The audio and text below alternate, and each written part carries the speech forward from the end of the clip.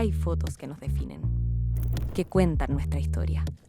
Cada imagen guarda un secreto, un mundo que puede ser revelado. Esto es Revelados.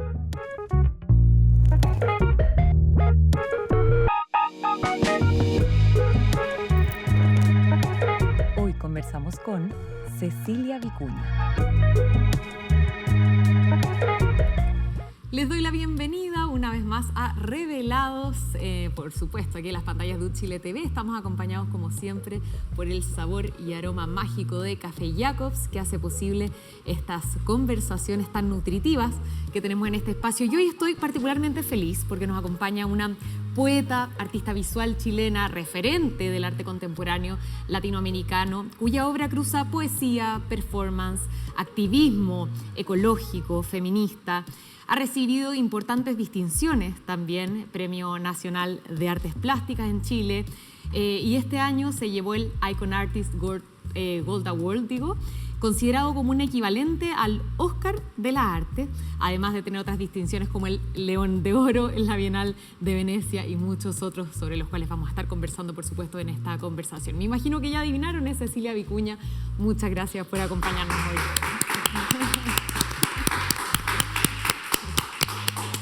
Qué bueno que coincidimos, Cecilia, y que te pillamos en Chile. Gracias, sí. Un honor. Bueno, nosotros partimos este espacio siempre haciendo un poquito de memoria y revisitando el origen, se podría decir, ¿no? Los primeros recuerdos, y nos compartiste una primera foto que vamos a proyectar. Esta foto, en que, si no me equivoco, aparece con tu prima. Mi prima, sí. Entonces te quería preguntar, a raíz de esta foto, por tus orígenes justamente, cómo era tu familia, dónde vivían, cuáles son tus primerísimos recuerdos. Bueno, sí, esta foto la escogí a propósito por amor a mi prima Bárbara, que también es artista y que vive en el desierto de Atacama. Y bueno, nos criamos juntas porque nacimos con solamente como 4 meses de diferencia. Entonces nuestra familia vivía en la Florida cuando la Florida era campo. Entonces había más que calle, eran unos caminitos de tierra y nosotros jugábamos en el lodo y habían unas enormes acequias de regadío que pasaban por nuestras casitas, y nuestras casitas eran de adobe. O sea, es como un universo que ahora parece un paraíso, ¿no? Y en esta foto estamos en el río Antivero y fíjate qué lindo como en esa época, no sé si todos los niños eran criados así, pero nosotros éramos criados pilucho. Apenas salía el sol, mi mamá nos sacaba la ropa porque encontraba que la ropa hacía mal. Entonces tú ves estos niños absolutamente dichosos, a pata pelada y pilucho. ¿Cuál eres tú? Adivina. Chuta. ¿La de la derecha? Bueno, la que tiene los hoyitos. La Margarita. Que todavía... O sea, en la foto estoy a la izquierda. Claro. Porque la Margarita... Mi prima Bárbara era rubia. Aquí, como la foto es antigua, no se nota, pero una guagua es rubia y la otra es negrita. ¿Cómo es tu relación con la fotografía? Porque nos pasa de repente con algunos invitadas, que les pedimos fotos y dicen, no, tengo muy pocas fotos, otros que las tienen muy ordenadas. Me da la impresión que tú conservas mucho todos estos materiales, ¿no? Claro, lo que pasa es que mi papá y mi mamá eran, imagínate, yo nací en el año 48, y ellos ya sacaban fotos. Pocas familias sacaban fotos en esa época. Claro. No solo eso, mi papá y mi mamá hacían películas de 8 milímetros. Entonces ellos tuvieron como un sentido del archivo de la historia de la familia y fueron creando álbumes. Yo me crié estudiando esos álbumes, ¿ves? Entonces, álbumes que existían desde la época en que mi papá era joven, o de la época en que mis abuelos vivieron exilados y perseguidos muchas veces. Entonces la familia atesoraba un puñadito de fotos de comienzos del siglo XX, estoy hablando, y después de los años 30, 40 y 50, cuando, por ejemplo, mi papá y mi mamá tienen una cosa rarísima, que es una película de su matrimonio en el año 47. Entonces es una belleza, parece que fuera 1890 la gente con sus trajes largos. Es una maravilla. Qué increíble. Cecilia, te he escuchado muchas veces comentar que tú vienes de una familia de artistas. Sí. Que tu madre era una artista, cuentas que cantaba. ¿Cómo eso te fue permeando a ti y en qué momento tú tomas conciencia de que también eres un artista? Ahí estás con tu madre en la Bienal en Venecia. Claro, bueno, en la Bienal de Venecia yo le hice un homenaje a mi madre y lo que se ve ahí, que no se nota mucho, es un afiche de una pintura mía con la cual llenaron toda la ciudad de Venecia. Entonces el rostro de mi madre era como una gigantomaquia en toda Venecia. Entonces mi mami vino, en ese momento tenía 98 años más o menos. Imagínate qué maravilla para ella gozar su retrato convertido en el afiche de la ciudad, ¿no? Y en Venecia. En Venecia. Entonces, crecer en una familia de artistas, mi mami dice que yo, antes de hablar, ya dibujaba. Entonces, esa conciencia me fue transmitida porque mi mami observó que a mí me gustaba dibujar y siempre se las arregló para que Cecilia tuviera un papel y algún lápiz, ¿ves? Entonces, yo mucho antes de que tuviera conocimiento de la palabra artista o arte, yo ya lo estaba viviendo. Lo ejercía. Y mi abuela, Teresa Lagarrigue, era escultora, entonces al lado de la cocina tenía su taller y ella esculpía en greda, hacía como un sistema como precolombino, a pesar de que la familia de ella, por el nombre te das cuenta, vasca, trabajaba la greda escultórica. Hacía como unos cerámicas, que en inglés se llama escultura cerámica, pero esculpida. Entonces eran seres, criaturas, animales, de una belleza inmensa. Entonces yo me crié gateando, haciendo ya trabajos en greda. Me quiero trasladar un poquito en el tiempo ya a cuando tú entras al colegio, porque entiendo que de este mundo perfecto, muy natural, silvestre en la Florida, llegas a la ciudad cerca del Canal San Carlos. Bueno, ya estabas en la ciudad, pero me refiero a esta ciudad ya con todas las de la ley. Y te matriculan en el Colegio San Gabriel, un colegio de habla inglesa, y parece que ahí tuviste una experiencia como de aprender inglés a la fuerza, de sufrir bullying. ¿Cómo recuerdas ese tránsito? Claro, lo encuentro como, o sea, lo que sufrí muchísimo, porque, bueno, tú ves, por ejemplo, en esta otra foto, o sea, nosotros pertenecíamos a una generación que no solamente vivíamos en el campo durante el resto del año, sino las vacaciones eran más campo todavía, nos llevaban a la cordillera o al mar. Entonces nosotros, hasta que yo tuve 9 años, vivimos así, en forma silvestre. Entonces, pasar a vivir a Santiago, donde todo cemento, y donde te obligaban a hablar en inglés, era como una tortura, era algo muy, muy duro. Entonces, ahí yo creo que nació, me preguntabas de la conciencia, ahí yo creo que tomé conciencia de que mi única defensa era que yo sabía hablar. Entonces yo hablaba de una manera distinta de los otros niños y yo sabía contar historias, porque yo me crié leyendo, ¿fijas? Entonces los otros niños eran, no sé, entonces me dejaban de atacar y de golpear porque cuando yo llegué los niños percibían que yo era diferente. Yo era oscurita, ellos eran casi todos rubiecitos. Y mi mamá me mandaba al colegio sin uniforme, con unos trajecitos hechos a mano por ella. Entonces todo eso era motivo, ¡tá! ¿Me entiendes? Los niños, antes de pensar, pegan, ¿no? Entonces, cuando yo empecé a contar historias inventadas por mí en el momento, se creaba como un silencio y como un respeto. Yo creo que ese fue el momento de mi conciencia. De esa conciencia, bueno, naturalmente evoluciona tu arte y llega un momento bien particular en Concón, donde empieza lo que tú has llamado el arte precario, o las basuritas, ¿no?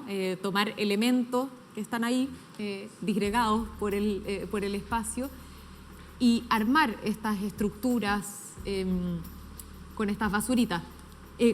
¿Cómo miras esta forma en retrospectiva y cómo es que caes en cuenta de que se trataba de un arte precario?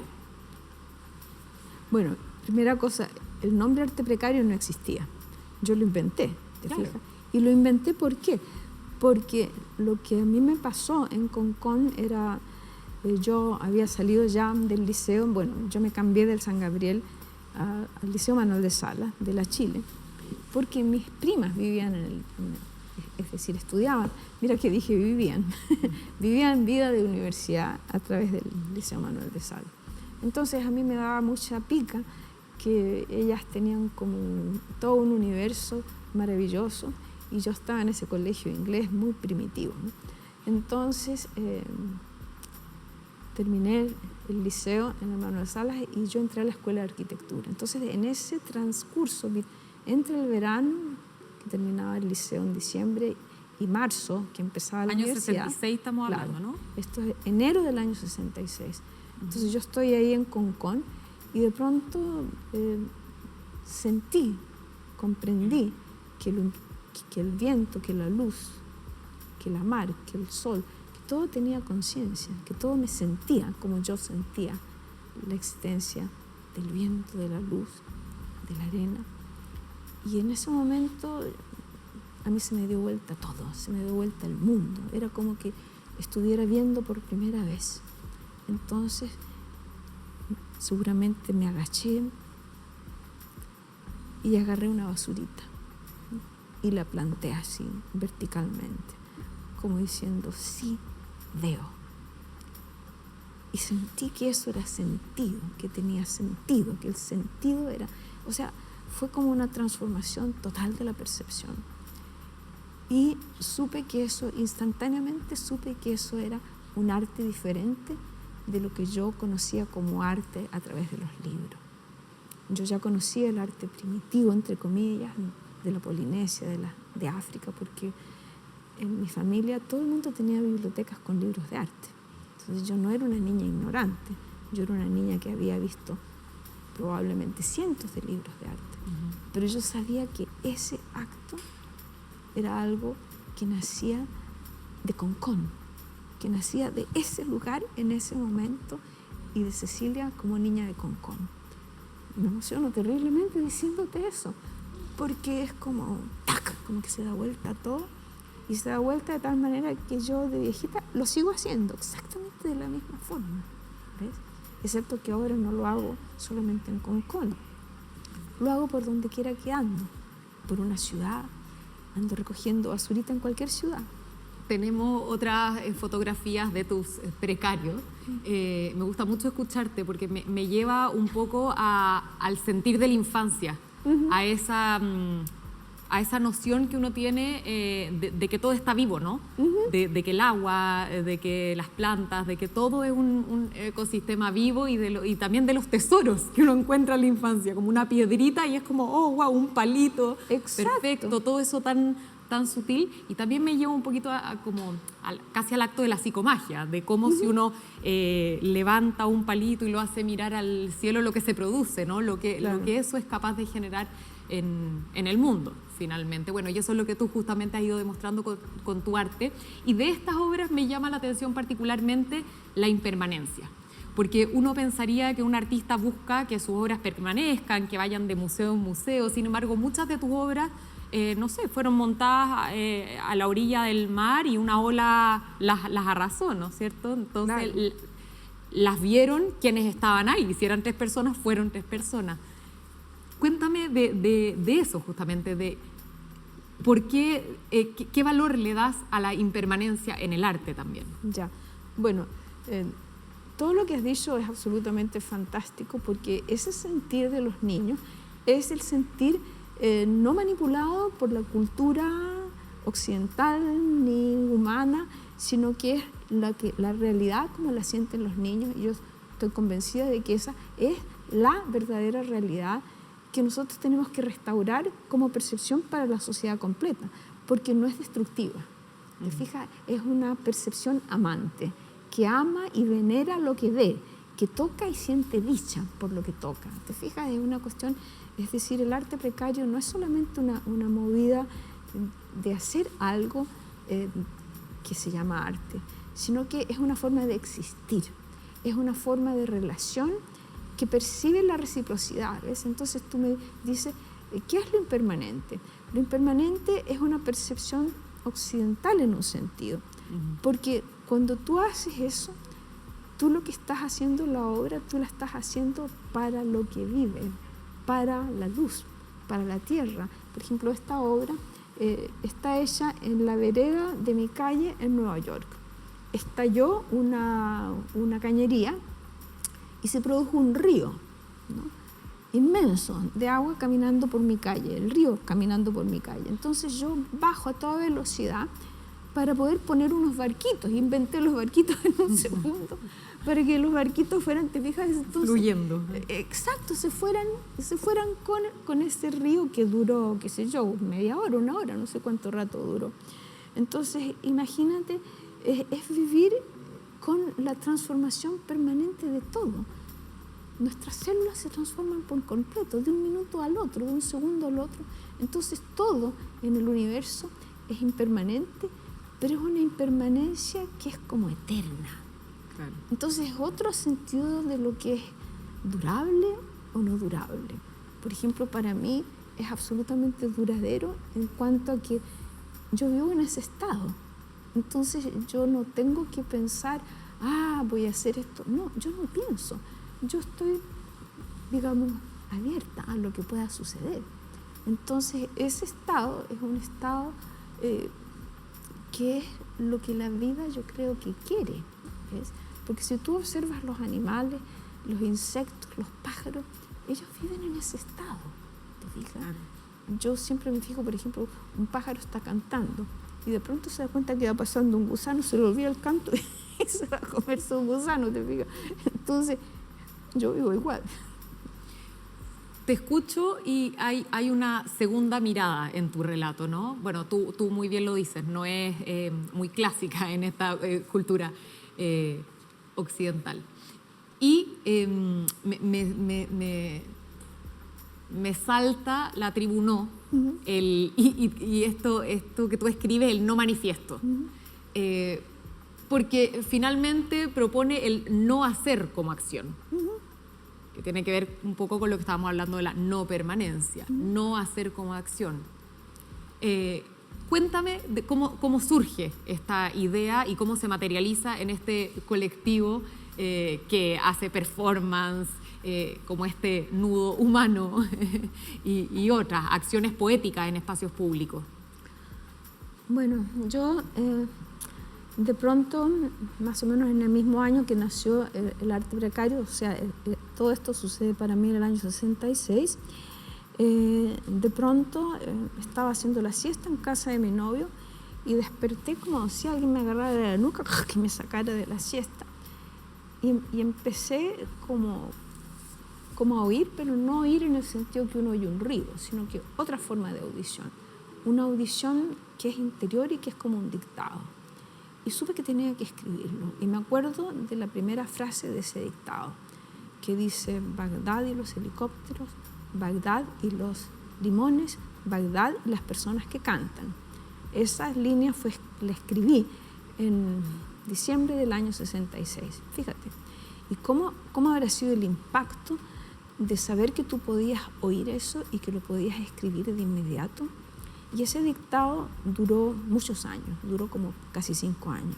Entonces eso se llama el diario estúpido. Yo lo llamé el diario estúpido. Entonces un día estoy escribiendo y escribía yo como más o menos como 7.000 palabras por día como una forma de entrenarme para continuar en esa audición. Yo me eduqué a mí misma para oír, haciendo esa forma de audición. Y de pronto escribí un manifiesto, ¿no?, en la soledad de mi casa. Y cuando terminé el manifiesto, me di cuenta que ese manifiesto necesitaba un grupo, que no podía ser un manifiesto de una persona, porque los manifiestos necesitan siempre un grupo, ¿no es verdad? Claro, ser amparados y validados por un Entonces dije, pero colectivo. yo no tengo un grupo, pero tengo un grupo, y tenía este grupo de amigos, ¿no? Pero entonces dije yo, nosotros vamos a hacer la tribu, ¿no? Y todo eso lo inventé yo en la soledad de mi cuarto. Y entonces hice una copia en calco, porque en esa época no había fotocopias todavía, esto es el año 67. Entonces en calco tipié el no manifiesto y le hice unos carnés a todos los miembros de la tribu, ¿no?, pero que en vez de ser el carnet de una persona, era el carnet de una relación. Entonces el carnet era como una especie de cuadernito así, que se abría, ¡pap!, y separaban dos personitas unidas. Entonces al cerrar, las personitas se besaban y dormían juntos. ¿Te fijas? Entonces era como un acto de amor triple, ¿ves? De amor por mis amigos y de amor por los amores que ellos se tenían entre ellos. Fíjate que es como un triple amor. Y entonces cuando ellos llegaron a la casa les dije, ahora nosotros somos la tribu no. Me dijeron. Y no le dieron ni 5 de importancia. Se olvidaron en 2 segundos de la tribu no. Y así la tribu no pasó a existir olvidada desde su primer momento. Entonces, ese estado en que la tribu no era y no era, era exacto como era una tribu no. ¿Te fijas? Entonces hay como una perfección de lo que es y no es. Y bueno, muchos años después yo empiezo a estudiar filosofía andina, filosofía taoísta, y esas filosofías extraordinarias que han logrado sobrevivir miles de años se basan en ese estado. Y la física cuántica, yo empecé a conocer la cibernética, entré a estudiar cibernética en la Universidad Federico Santa María cuando todavía estaba en el liceo. Hacían unos cursos de verano maravillosos. Y entonces tú encuentras que esa filosofía antigua y la física cuántica están completamente alineadas. Entonces es un estado de realidad en el que todo se está permutando y transformando. ¿Te fijas? Entonces si tú sacas la consecuencia política, todas las ideas fijas, todas las formas de autoritarismo no sirven porque no están alineadas con el modo de ser del cosmos. ¿Te fijas? Es una cuestión cósmica, no es una cuestión, digamos, solamente humana, es una cuestión de una realidad más vasta. Claro, que trasciende lo humano y va a lo planetario, incluso a todo lo que nos vemos. Cecilia, tú para ese entonces, cuando fundas esta tribu no y escribes el manifiesto, también escribías poesía. Tus primeros poemas fueron, de hecho, publicados por El Corno Emplumado en México y tuvieron visibilidad internacional en Europa, incluso en Estados Unidos. Y ellos te describen de la siguiente manera. Cecilia Vicuña tiene 18 años, vive en Santiago y es el fruto más fresco del gran árbol dadaísta. ¿Qué piensas de esa descripción?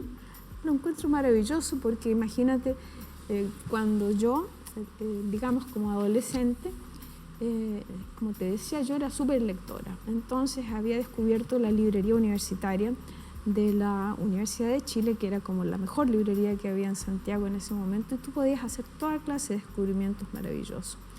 Entonces también tenía yo otra fuente de maravilla, que eran las bibliotecas de mis tías, especialmente de mi tía Rosa Vicuña.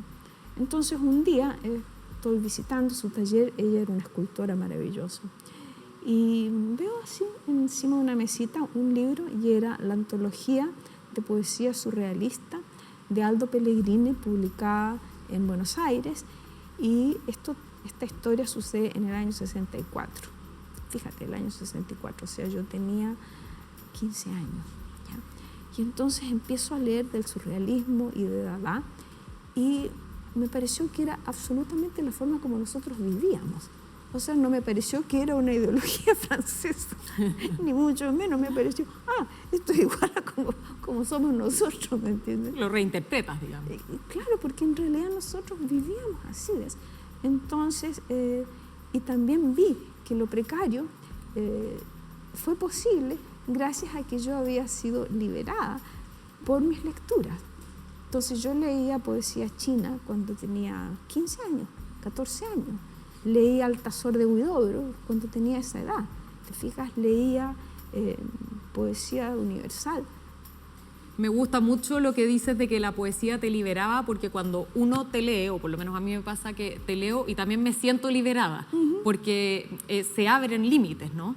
En tu poesía está lo erótico, está el feminismo, está como la ecología, está el quiebre de muchos límites a través de la palabra. Vamos a hablar y entrar de lleno en eso, por supuesto, pero te quería pedir, antes de que nos vayamos a la pausa, si nos puedes compartir, y a propósito de este retrato tuyo, tu poema Retrato Físico.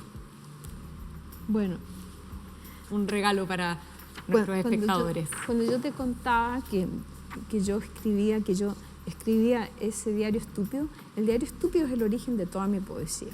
Entonces, esta que te voy a leer ahora, yo la escribí así, adentro del diario estúpido.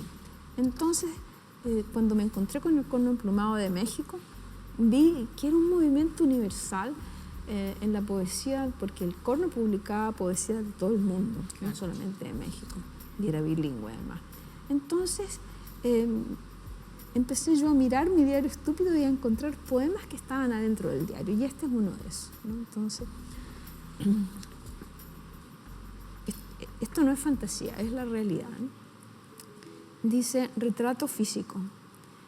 Tengo el cráneo en forma de avellana y unas nalgas festivas a la orilla de unos muslos cosquillosos de melón. Tengo rodillas de heliotropo y tobillos de piedra pómez, cuello de abedul africano, porque aparte de los dientes no tengo nada blanco, ni la esclerótida de color indefinible. Tengo 20 dedos y no estoy muy segura de poder conservarlos. Siempre están a punto de caerse, aunque los quiero mucho. Después me termino y lo demás lo guardo a la orilla del mar. No soy muy desvergonzada, a decir verdad. Siempre que hay un hoyo, me caigo dentro, porque no soy precavida ni sospechosa. Qué maravilla, Cecilia. Muchas gracias. Bueno, tu poesía fue censurada en múltiples oportunidades, sobre eso también vamos a estar conversando, porque es loco ver tus inicios y ver en lo que deviene la vida y la trayectoria, ¿no? De la censura a la apertura total y a los premios más increíbles que un artista puede recibir. Te voy a sacar un retrato, es un momento icónico de este programa, una tradición, así que voy. Vamos a acercar un poquito más. Ahí está. Vamos a ver cómo se revela. Y con este retrato que le acabamos de tomar a Cecilia Vicuña, nos vamos a ir a una breve pausa, pero no se despeguen porque a la vuelta seguimos repasando tu trayectoria de vida y, por supuesto, las obras que nos han regalado. Vamos y volvemos. Ya volvemos con Revelados gracias al auspicio de Café Jacobs. 125 años ofreciendo la sublime experiencia de un café gourmet en casa.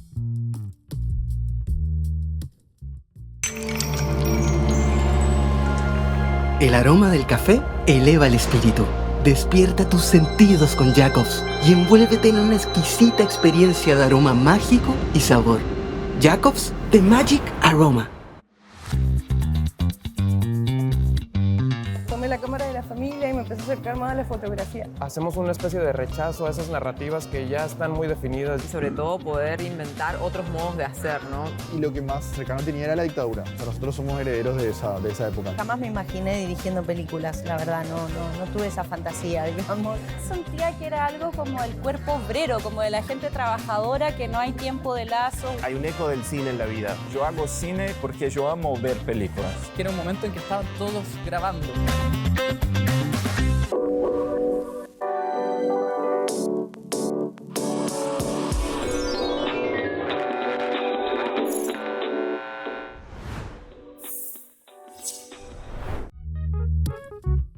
Estamos de regreso con Revelados junto a Café Jacobs. Aroma y sabor que envuelven y despiertan tus sentidos.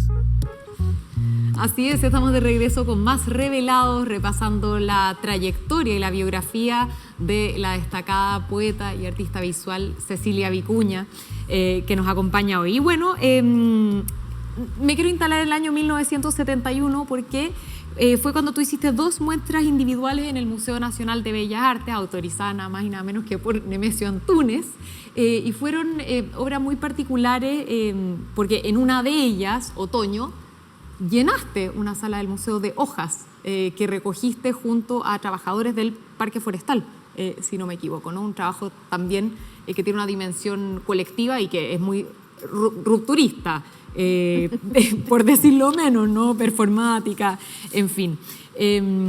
Arte conceptual, Ahí Nemesio mismo te dice, bueno, esto es arte conceptual, ¿no? Y después de estos hitos en Chile, porque no era menor, me imagino, exponer en el Museo de Bellas Artes, te vas a Londres, te ganas una beca. Antes de irme a Londres, quiero leer un pedacito de este maravilloso libro publicado por la Universidad de Chile, Precario, y también está Quipoema, que ya vamos a entrar en ese, pero me voy a detener en esta maravillosa y reciente publicación que ya va a estar circulando, ¿no, Cecilia? Ya va a estar circulando en librerías. Y dice respecto de otoño lo siguiente: siempre me gustó recoger lo que estaba botado. Primero intenté atrapar la primavera, pero los pétalos se descomponían. Las hojas de los árboles, en cambio, resistían. Quise guardarlas antes de que las barrieran o quemaran, no por un afán de eternización, sino como un acto de amor. Leo esto y no puedo sino preguntarte por tu activismo ecológico, que ha permanecido, que ha sido un leitmotiv, digamos, durante toda tu carrera. Incluso ahora hace poquito te tocó recibir distintos premios este año y en todos has hablado de la destrucción por la cual está atravesando nuestro planeta, ¿no?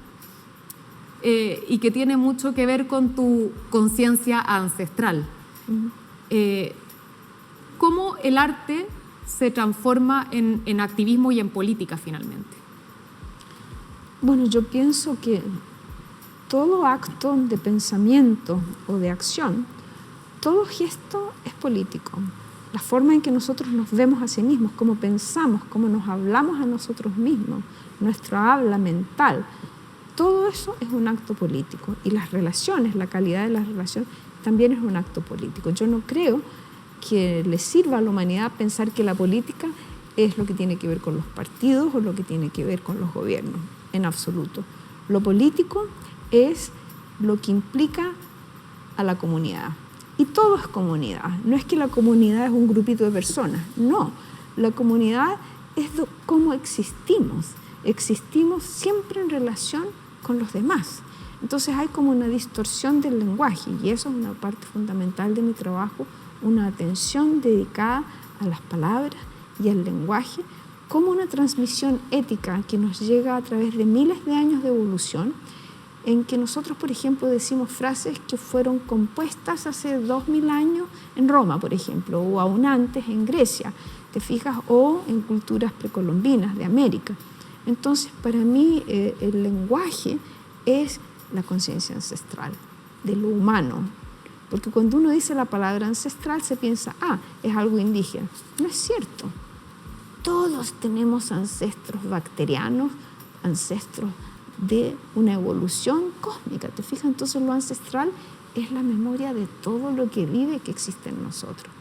Entonces, frente a eso, tu pregunta es, ¿cómo es político tu arte? ¿No es verdad? Mi arte es político porque tiene conciencia de esa conciencia. Porque tengo conciencia de que cuando recojo una hoja, estoy en acto de reverencia por esa hoja. Y fíjate, por ejemplo, hoy día venía caminando, como camino yo mucho, y veo que en Chile se recogen las hojas para que no tapen el pastito. Entonces, ese acto de recoger las hojas para sacarlas, que no estén en el pastito, está causando, entre otras cosas, la extinción de los insectos. Porque los insectos ponen sus huevitos en las hojas caídas.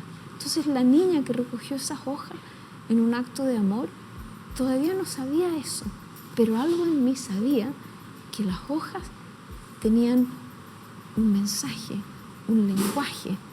Al pudrirse, al descomponerse, daban vida. ¿Ves? Entonces, eso es político. Es mi percepción de lo que es político, el dar vida. Muy interesante lo que dices, Cecilia, y a propósito de eso, escuché en una entrevista tuya que la poesía engloba el arte, para ti, y no viceversa. Bueno, puede ser algo subjetivo, pero tú lo ves así. Y en ese sentido me quería ir a Londres, porque allá te pilla, bueno, tú te fuiste a estudiar, ¿no es cierto? Te ganaste una beca para seguir profundizando en las artes justamente, y allá te pilla el golpe del 11 de septiembre de 1973, y esa misma noche tú pintaste La muerte de Allende, una pintura que vamos a proyectar y que si uno la mira, claro, es como una proyección de lo que iba a pasar más tarde y muy prontamente en nuestro país, ¿no? Cuéntanos qué estamos viendo acá. Sí, yo estaba en mi taller de Londres ese día 11 de septiembre y como a las 9 de la noche uno de los artistas, porque este era un edificio todo de artistas, ¿no?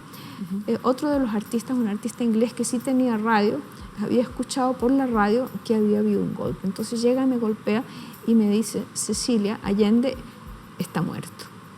Y yo lo había conocido personalmente a Salvador Allende. ¿Quién me lo presentó? Nemesio Antunes, en el Museo Nacional de Bellas Artes. Entonces me causó un shock tan tremendo saber que eso había sucedido, porque de algún modo muchas personas sabíamos que podía haber un golpe, pero teníamos la idea de un golpe militar como algo que sucedía en Centroamérica, algo en que había un cambio de gobierno y se acabó. Ninguno de nosotros se podía imaginar la violencia que se desató en ese momento. Entonces yo me quedé en vela, en pie toda esa noche, y de pronto vi esta imagen. Y esta imagen es una gota de sangre que va cayendo en el vacío. Y en ese mismo momento que la pinté, escribí el texto que se llama La muerte de Allende.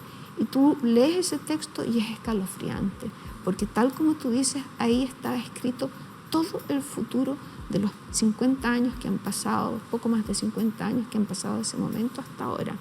Entonces, ¿qué te dice eso? Eso te dice que el arte y la poesía no suceden en el tiempo presente, sino suceden como quien dijera en un metatiempo, en un tiempo en el que el pasado, el presente y el futuro están unidos o están, como se dice en cuántico, están como si fueran colapsados. Se conjugan. Digamos. Exacto, porque tú lees eso y no puedes creerlo. Efectivamente, después, cuando hicieron desaparecer a las personas, las tiraban por helicópteros al mar. Eso está pintado ahí. Qué increíble pensar que hoy día hay un negacionismo tan brutal, ¿no?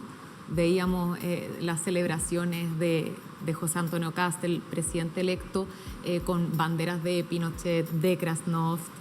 Es algo muy doloroso, por decirlo menos. ¿Cómo ves tú el escenario actual de Chile y cómo te impacta esto específicamente?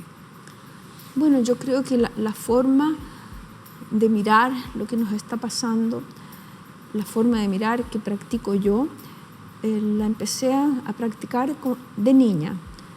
Cuando yo era niña, caminaba a mi escuelita, que era una escuelita rural en la Florida, por un caminito de tierra y había unos niños que me tiraban piedras, porque yo caminaba bailando.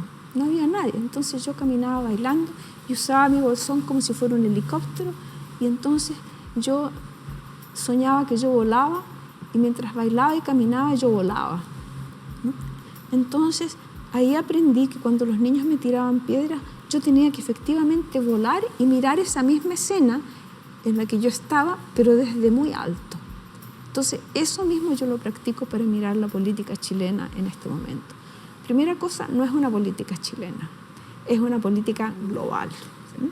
Y toda esta política que se ve ahora teniendo éxito en Chile, ha tenido éxito en casi todos los países del mundo. Entonces es un método de borrar la memoria, la historia y la humanidad de los pueblos.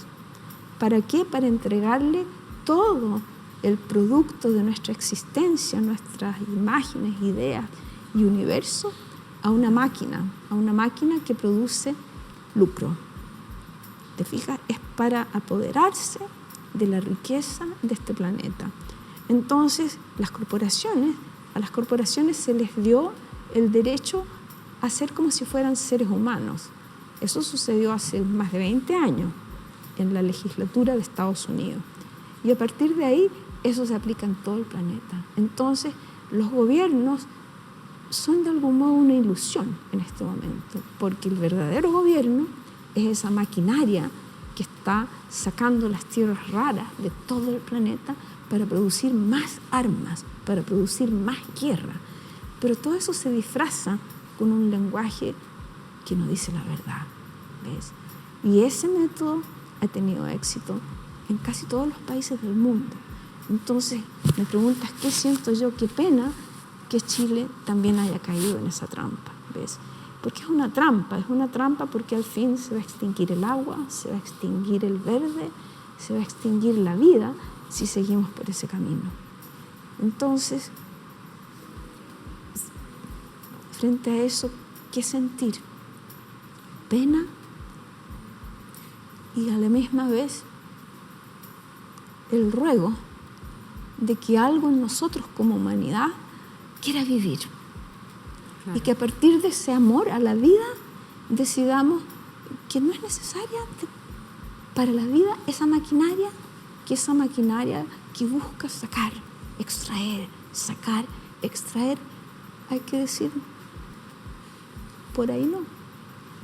Finalmente, lo que tú señalas se puede resumir también en la palabra resistencia. Resistir. Resistir es existir, ¿no? ¿Te fijas? Resistir es insistir en que la vida es la vida, ¿no? No entregarle la vida a la muerte para que alguien gane con eso. Entremos al lenguaje y a esta forma de resistir que tú usaste a través de la palabra, y específicamente de la palabra arma, porque tú comprendiste el efecto violento de la mentira a través de su uso exacerbado, ¿no? en la dictadura, Plan Z, en fin, y creas esta nueva forma de lenguaje que son las palabras armas, la palabra como única arma permitida. ¿Cómo llega a ti esta nueva forma? Bueno, yo era una niña de 17 años más o menos cuando, esto es antes del golpe, yo vivía en Santiago, en una casita que construyó mi papá, al pie del Plomo y el Manquehue. Entonces, entre la cordillera nevada y mi dormitorio no había nada. Entonces, yo creo que esa existencia al pie de los glaciares me comunicaba a mí con un mundo que había sido venerado por miles de años en estos territorios antes de que yo naciera, ¿no? ¿Verdad? Entonces yo un día sentí que una palabra entraba en mi visión, como quien dijera, entraba en mi dormitorio, y yo vi esa palabra, y la vi y la comprendí, que la palabra misma era como una estructura que se armaba y se desarmaba, que se abría y que tenía espacios infinitos entre una parte de la palabra y la otra parte de la palabra, como si fuera un Big Bang de la palabra, ¿no? Y esa primera palabra era enamorados. Entonces, cuando se abrió, yo vi, enamorados, enajenados de color morado. ¿Te fijas? Entonces, como que cada palabra era un poema, ¿no? Entonces, viví en ese sentido del lenguaje, que es un sentido dulce, juguetón, amoroso, hasta que llegó el golpe. Poco después del golpe, entonces aparecieron las palabras de vuelta, ellas, por sí mismas, solitas, ¿no? Y la primera palabra que aparece es verdad, ¿no? Y la miro, se abre y dice: verdad es dar ver. Ya. Y enseguida aparece mentira, y mentira es hacer tira la mente, ¿ya? Y en tercer lugar aparece solidaridad, dar y dar sol. Y en cuarto lugar aparece palabrarma, como que ese método, ese proceso se autonombra a sí mismo y dice: las palabras son la única arma permitida. Cecilia, ¿tú para ese entonces ya habías formado Artistas por la Democracia? No, esto vino primero y después vino Artistas por la Democracia, porque Artistas para la Democracia fue como un accidente, porque cuando ya vi que me tenía que quedar en Londres a raíz de lo que había pasado en Chile, yo ya tenía muchos amigos y ya había hecho una gran exposición en Londres. Entonces me invitaron a un encuentro de artistas que sucedió en el Instituto de Arte Contemporáneo de Londres. Y yo estaba en el público y los artistas estaban, todos artistas muy connotados de la escena inglesa, y estaban discutiendo los porcentajes que un artista puede ganar frente a las galerías. Entonces yo estoy escuchando todo eso y de pronto levanto la mano. ¿Tú crees que lo pensé? No, no lo pensé, sí, mi mano se levantó y me dieron la palabra. Y entonces yo ahí dentro medio de la audiencia dije, sí, todo esto está muy bien, pero ¿qué vamos a hacer cuando los artistas están perseguidos y están siendo asesinados como está pasando en Chile? Y se produjo un silencio, así era como que había cambiado yo el tema, nadie estaba discutiendo eso, nadie estaba discutiendo nada relativo a la persecución a los artistas, ¿no? Y entonces cambió la energía del cuarto y pasó a discutirse eso. Entonces, a la salida de ese evento, un grupo de personas se me acercó, Cecilia, ¿y qué podemos hacer? Y tal y cual. Y entonces, ahí yo dije, bueno, escuché que artistas ya se habían asociado en distintas organizaciones, entonces yo dije, hagamos una organización que sea Artistas en Defensa de la Democracia. Ya, fantástico, y así nació. ¿Te fijas? O sea, nadie la planeó, sucedió sola. Qué increíble. Bueno, había todo un movimiento enorme en Europa y en el mundo de solidaridad, no solo con Chile, sino con los distintos países que eran asediados por dictaduras de la América Latina, ¿no? Bueno, en esa época Inglaterra era un lugar de refugiados. Entonces, todos los perseguidos de las revoluciones fracasadas del mundo, como en Grecia, en Checoslovaquia, en Hungría, en África, en Latinoamérica, todos se congregaban en Londres. Entonces, por eso esta idea tuvo resonancia, porque los artistas naturalmente se congregan entre artistas. Entonces, en esa reunión había artistas de todo el mundo. Nadie organizó un congreso mundial y universal, no. Simplemente éramos todos amigos entre nosotros, ¿te fijas? Entonces, era como, otra vez, una comunidad viva, ¿ves?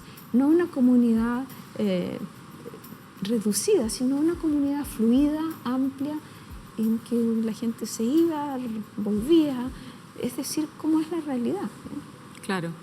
Cecilia, me voy a saltar hartos años porque quiero, llegar primero a contar, porque puede ser que hay quienes no lo sepan, que tú vives hace más de 40 años en Nueva York.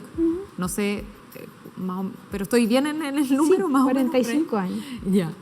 Y bueno, has expuesto en los principales museos del mundo, ¿no? Y hay una forma de tu arte que llama mucho la atención y que te caracteriza, que son los quipus. Para quienes no conocen qué es un quipu, si lo puedes explicar brevemente. Sí, la palabra quipu quiere decir nudo en quechua. Entonces, en el universo andino, en mi opinión, fueron las mujeres que eran las grandes tejedoras. Se creó la idea de que tú, al anudar una hebra, tú podías comunicar. Entonces se creó este sistema mediante el cual tú condensabas información a través de la forma del nudo. Entonces este sistema se elaboró a lo largo de 5.000 años, en mi opinión. Algunos arqueólogos dicen no, solamente 2.000 años, pero se han encontrado quipus que algunos arqueólogos llaman protoquipu en Caral, que tiene 5.000 años de edad. Eso es en Perú, ¿verdad? Entonces, yo cuando era niña, precisamente en casa de mi tía Rosa Vicuña, vi libros de arte precolombino, arte textil precolombino, y vi la imagen de un quipu, y parece que ese quipu me afectó profundamente porque empezó a aparecer el quipu primero en mi poesía. Hay poemas escritos por mí en los años 60 en que yo hablo de mi cuerpo como un quipu, ¿ves? Entonces yo empecé a jugar con la idea. Además yo tejía en esa época, todas las niñas tejíamos, hacíamos nuestros propios chalecos, mi mamá tejía, mi abuelita tejía. Entonces yo crecía entre lanas. Entonces empecé a tejer el espacio de mi dormitorio. O sea, ampliando mis chalecos, digamos. Claro. Entonces mi chaleco se convirtió en un dormitorio. Todo tejido, del suelo a techo, te fijas, una belleza. Hiciste un gran quipu en Monumenta 14, en Atenas, el año 2017, claro, y que causó furor. O sea, eran colas y colas de gente queriendo... ¿A qué le atribuyes ese éxito? Porque uno podría pensar, bueno, en el mundo que hoy habitamos podría ser algo que no cause interés, sin embargo ocurre todo lo contrario. ¿A qué le atribuyes el éxito y el gran interés que han despertado tus quipus, no solo en Chile, sino en el mundo, y las ganas de otras personas también de participar, porque hay quipus colectivos, ¿no? Claro, un quipu de este tipo, hay por ejemplo, ese es quipu lava, lo llamo yo, y la gente está tirada en el suelo de un campo de lava. Esto es en Ciudad de México. La Ciudad de México existe por la lava de los volcanes. Fíjate que está rodeado de montañas, cae la lava, y donde hay lava hay fertilidad. Entonces hay cultura precolombina y después llegan los españoles. México es creado por la lava y los volcanes. Entonces yo hice un quipu lava. Pero ¿qué sucede? Que también en México hay una persecución de una violencia brutal contra las mujeres. Es como creo que el segundo lugar de más violencia contra las mujeres del planeta. Entonces yo hago un quipu rojo como un ruego para las mujeres mexicanas. Participaron como 100 personas en la creación de ese quipu, ¿ves? Entonces ese acto que yo empiezo a anudar es un acto colectivo desde antes de que yo existiera, ¿ves? Porque llega a mí a través de 5.000 años de historia, de gente anudando información complejísima, porque al principio la cultura occidental pensaba que esto era una información primitiva. En el fondo es una forma de lenguaje. Pero claro, ahora que hay un database que está en Harvard University y hay muchos centros de estudio científico del quipu, y se ha descubierto que tiene tal capacidad de información, de contener información, que es igual al alfabeto fenicio, que es lo que ocupamos en la cultura occidental. ¿Te fijas? O sea, las iteraciones, como se dice, es decir, los cambios y transformaciones dentro de las posibilidades de la información, son tan grandes en el quipu como en el alfabeto. Entonces, no es un instrumento primitivo ni digamos, primario. Es un instrumento complejo, ¿ves? Entonces, si tú me preguntas a qué se atribuye el hecho de que tuvo semejante llegada, lo que te puedo contar es que yo me quedé en Atenas como 3 meses porque me causó fascinación Atenas, y el primer quipu así rojo monumental que tenía 10 metros de alto lo hice en Atenas. Había hecho antes quipus monumentales aquí en Chile en el año 2000, o sea 17 años antes, y pasaron absoluta y totalmente desapercibidos. Nadie les infló, ¿ves? Porque en Chile existe la forma de invisibilizar los unos a los otros. Es una cosa, yo creo que es un efecto de la dictadura, ¿no? Bueno, muy bien. Entonces, hago mi quipu en Atenas y me quedo, hago todas las cosas que tengo que hacer, y cuando ya me tengo que ir de Atenas, voy a visitar mi quipu para despedirme del quipu, ¿no? Y los guardias del museo se corren la bola de que yo estoy presente. Y llegan, abandonan su puesto de vigía de las obras, y llega un grupo de jóvenes vigilantes del museo y me dicen: Cecilia, tú no sabes lo que ha pasado con este quipu. Cada día, y ellos llevaban un conteo de personas, llegaban un promedio de 8.000 personas y entraban al museo preguntando: ¿dónde está la cosa roja? La cosa roja. ¿Ves? Entonces, ¿qué atractivo podía tener la cosa roja que se corrió la bola? ¿Te fijas? Fue como que entró en la cultura popular, en la cultura de la ciudad. Entonces, eso para mí fue la cosa más hermosa. Y la noche de apertura de la inauguración de la Documenta 14, te puedo decir que se reunió toda la prensa mundial, las cámaras de televisión, los ministros, presidentes de los gobiernos que estaban presentes al pie del quipu. Y había 150 artistas. ¿Por qué escogieron el quipu? Bueno, los misterios y la repercusión que una obra puede tener, que a veces son impensados, ¿no? Bueno, en relación a los quipus y a lo que estabas comentando, me impresiona el recorrido que ha hecho tu obra, porque efectivamente hubo décadas de invisibilidad en Chile, por ejemplo. O sea, soñar el agua fue un magno evento en nuestro país. Sin embargo, tú bien lo dices, el año 2000 hiciste una exposición que no tuvo el mismo éxito, y tus premios llegaron todos juntos después del año 2017 en adelante hasta hoy, que te ganas ya los más grandes reconocimientos que un artista visual, no de Chile, sino del mundo, puede llegar a obtener como este, ¿no? ¿Qué sientes del reconocimiento que tienes hoy? ¿Cómo lo recibes? Bueno, te puedo contestar de 400 formas, pero lo que más siento es que esto es algo que tiene que ver con las mujeres, ¿ya? Porque, por ejemplo, el quipu de Grecia, ¿cómo se llamaba? Se llamaba quipu womb, que quiere decir quipu vientre, ¿ya? Entonces, cuando me pidieron que yo hablara, que yo dijera qué era ese quipu, yo dije, bueno, es un río menstrual, ¿sí? Y es un cordón umbilical cósmico para pedirle a la cultura humana que nosotros nos dediquemos a la solidaridad en vez del egoísmo y de la destrucción. Y vi que eso inmediatamente como que tocó una fibra. Entonces, porque esa violencia contra las mujeres es como lo fundamental de la cultura occidental. Toda la cultura occidental se basa en la represión y la disminución del valor y el significado del ser femenino.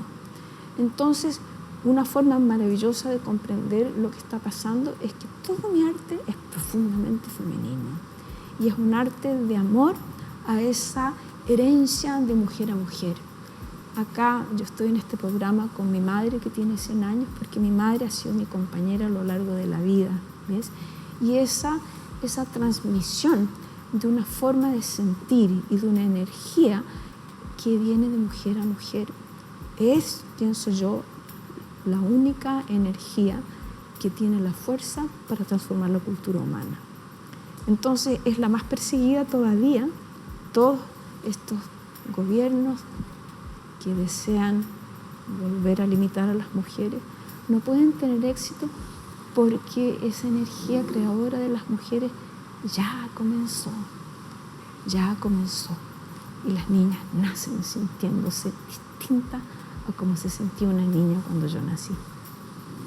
Gracias, Cecilia, por esa potentísima reflexión. Muchas gracias por habernos acompañado en Revelados. Como siempre, se nos hizo corto el tiempo, pero bueno, enormemente agradecida, no solo yo, sino hablo en nombre de todo el equipo y ojalá que también de quienes nos están viendo por todo lo que nos compartes, por tu trayectoria y por tu enorme obra, que ha sido un aporte sin duda a la humanidad.